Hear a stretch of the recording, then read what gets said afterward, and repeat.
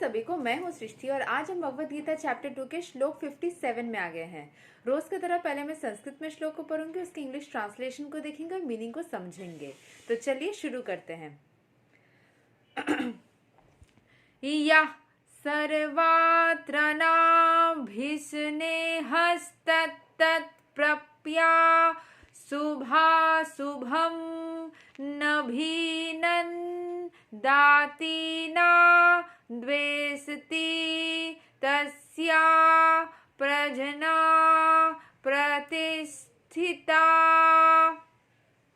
In the material world, one who is unaffected by whatever good or evil he may obtain, neither praising it nor despising it, is firmly fixed in perfect knowledge.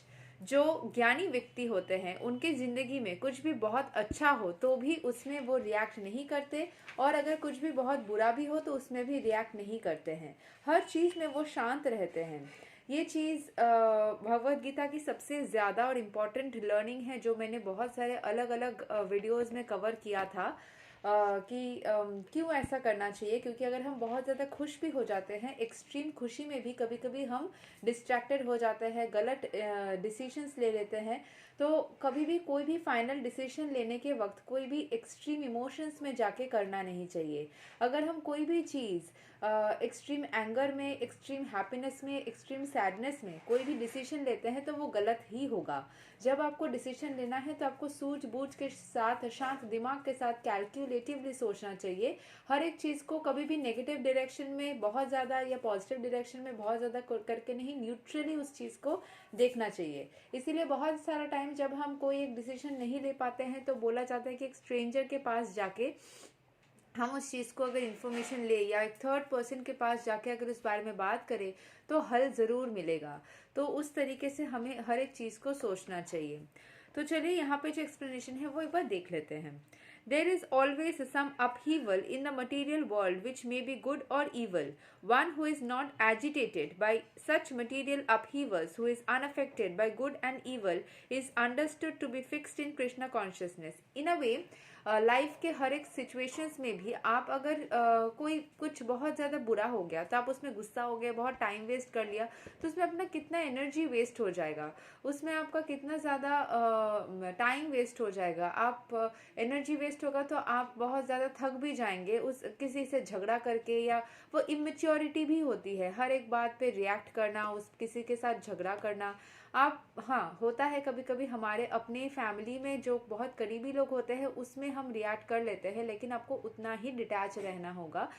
हो सकता है एक बार में करना बहुत easy है, मैं नहीं बताऊंगी, हो सकता है आप कर लो या नहीं भी कर लो, लेकिन कोशिश उस तरीके से ही रहना चाहिए कि हर एक चीज़ में आप शांत रहो। चाहे बहुत अच्छा हो गया तो बहुत खुशी में पार्टी थ्रो कर दिया, ये खरीद लिया, वो खरीद लिया, उसमें भी नुकसान ही है, टाइम बर्बाद हो रहा है ना। उतनी ज़्यादा सेलिब्रेशन में भी थोड़ा सा सेलिब्रेट ज़रूर करना चाहिए, लेकिन कुछ भी ज़्यादा करेंगे तो उसमें वेस्टेज है। एंड गुस्सा, अगर कोई सिचुएशन आपके मुताबिक नहीं चली, आप बहुत ज़्यादा गुस्सा करें एंड परेशान हुए तो उसमें भी आपका समय बर्बाद हो जाएगा एंड ओवरऑल आपका कुछ अच्छा नहीं होने वाला। आप अगर हमेशा सॉफ्ट, काम एंड पॉजिटिव रहेंगे तो आपका हर एक काम भी बनेगा एंड आप हमेशा पॉजिटिविटी के तरफ ही आगे बढ़ेंगे।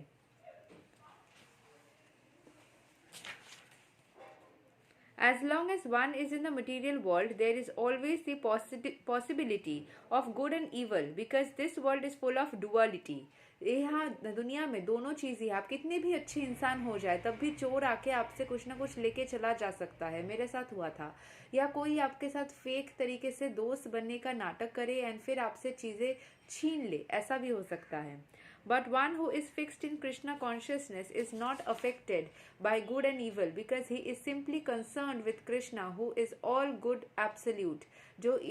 जो खुद को ईश्वर के प्रति समर्पित करेगा ना, उसको कोई भी बुरा या अच्छा कोई भी चीज़ अफेक्ट नहीं करेगा। वो हर एक सिचुएशन में खुद को हर एक चीज़ के रिजल्ट से डिटैच रख सकता है एंड कोई भी चीज़ से अफेक्टेड नहीं होगा। उसको हमेशा ही हर एक चीज़ में शांति महसूस होगी एंड पीसफुल महसूस होगा। तो वो पीस को अपने अंदर, शांति को अपने अंदर बना रख सकता है। Such consciousness in Krishna situates one in a perfect transcendental position called technically samadhi.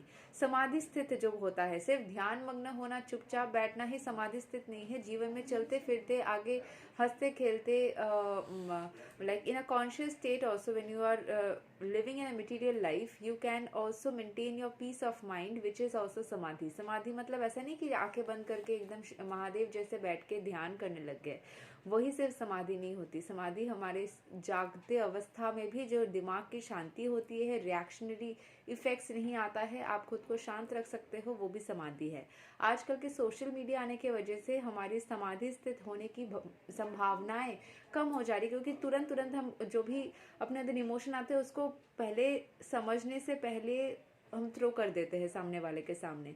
लेकिन अगर हम जब ऑफलाइन वर्ल्ड में रहते थे, सिर्फ इतना व्हाट्सएप या फेसबुक या इतना ज़्यादा इजीली कम्युनिकेशन सिस्टम्स नहीं थे, तब उस टाइम पे लोग थोड़ा सा परसीव करके चीज़ों को, थोड़ा दिमाग में उसके ऊपर वर्क करके ही चीज़ों को करते थे, राइट.